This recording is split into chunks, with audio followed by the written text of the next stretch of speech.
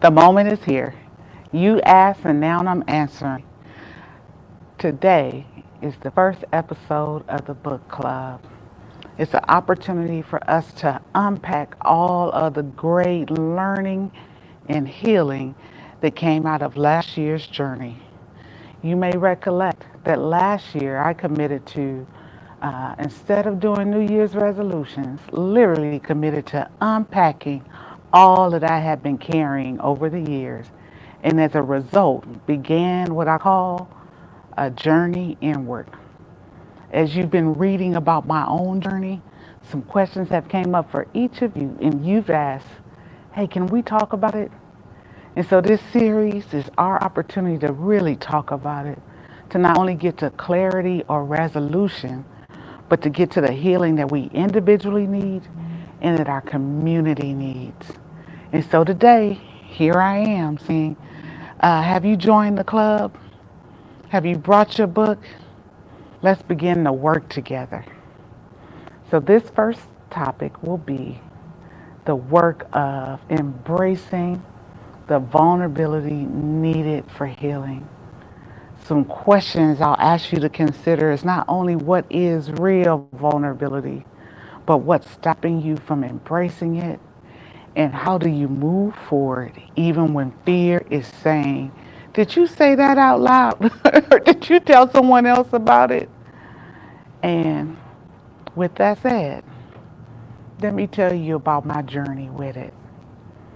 And so, as I began writing the journey inward, initially it was intended to just be my journaling, my work around the challenges, issues, or concerns that had been hindering my walk. And over time, as I began sharing with others, whether that was my family or my friends, or maybe even publicly on social media, I began having to grapple with my feelings around being vulnerable. Some of those things included all the things that you tell yourself about being strong or not airing your dirty laundry. It also included some expectations that others had in my life around honoring their story, particularly when it was intertwined with mine. But also, there was the work around struggling with my own sense of perfectionism or the need to appear like everything's okay, going real, or perfect. And so I share that to say, not only do we know that things aren't ever going to be perfect, and that we all struggle, and that we each have our journey, and it's one of imperfection. Part of the work of embracing vulnerability is not only acknowledging that that's the case, but creating safety for others so that you can really get into deep relationship and solidarity. And that cannot happen if we are still pretending with ourselves, pretending with others, and pretending in all the ways that we tend to pretend when we have experienced trauma. Whether that's pretending it never happened, or pretending no one knows, or pretending it's okay. Part of getting okay with our vulnerability is taking masks off, being willing to set down the pretense of things always go well and they never go wrong. Part of it is really embracing our humanity. And so today, if you're at a place where you haven't quite did that, where you're still comparing yourselves to other, or needing to pretend like nothing has happened, begin the journey inward by acknowledging your whole story. Not the one that maybe you crafted in partnership with your family to keep the dirty laundry hidden, not the one that you've been weaving so that you can lay it under the rug, not the one that looks like the pink elephant in the room that no one will address, but the whole story. Not just our highs, or the places that we are uncertain, but our low points too. Because every journey of climbing will have some valley even after you've reached the mountaintop. And so embrace all of it.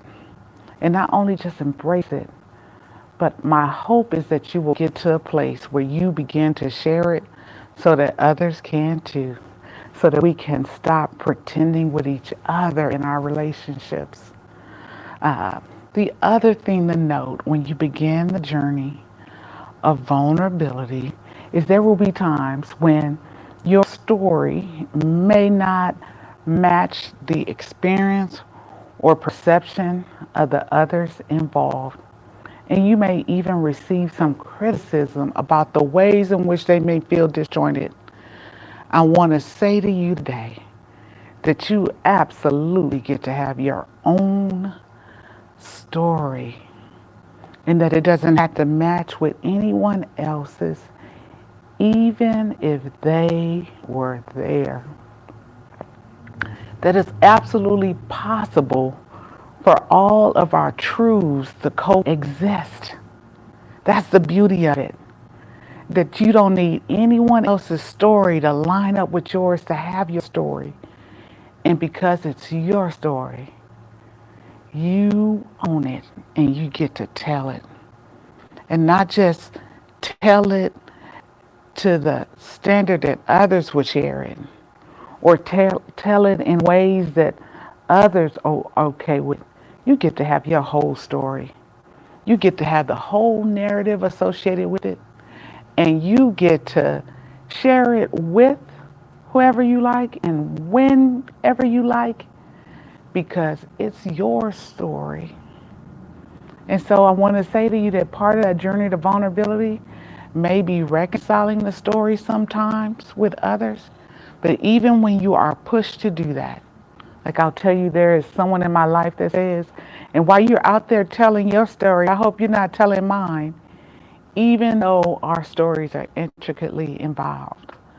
And so I say to you from this place today, I want to give you permission to have and share your story even when others aren't in agreement.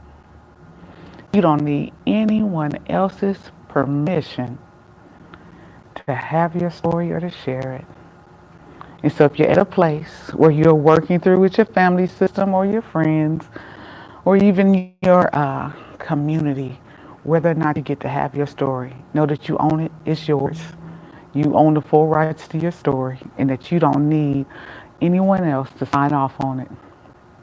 The other thing I want to note about the journey of vulnerability is that there are some gifts that come out of it. Whether it's the ways in which it dispels the shame or guilt associated with trauma when you finally give voice to what has happened, or the ways in which you subtly communicate to others that it's okay to acknowledge and have the experience that you have and so they can come out of hiding, or the ways in which our best decisions are made when we operate from a place of truth and authenticity. There is something to be gained from our vulnerability.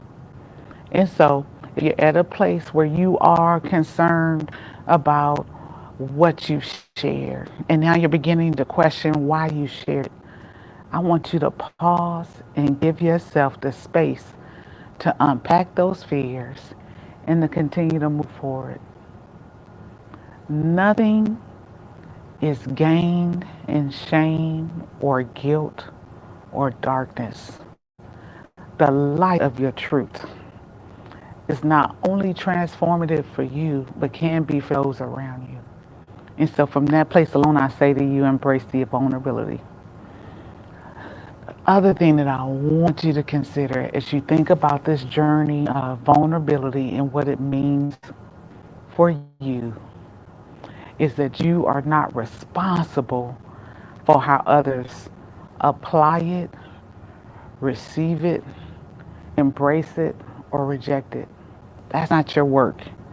And so this notion of somehow your story only being worthy if others could hear it, or only being right to share if others agree.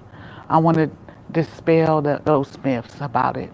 As a matter of fact, those are the rules or norms consistent with secrecy and lies.